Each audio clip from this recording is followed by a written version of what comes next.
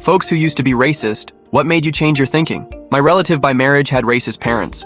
But when he was about 20, he was very tired after working a long time and driving. He fell asleep while driving, and his car went off the road. This happened late at night on a quiet country road in upstate New York. The only other person there was a man from Puerto Rico, who was also coming home from work. This man pulled my relative from the car and took him to a nearby gas station to call for help. This was before cell phones. My relative lived because of this man. Soon after, the car caught fire. My relative was so grateful for this kind act that he promised to help the man whenever he could. They stayed friends until my relative died from sickness in 2013. I remember hearing this story at Thanksgiving when I was a kid. I didn't really understand what racism was back then.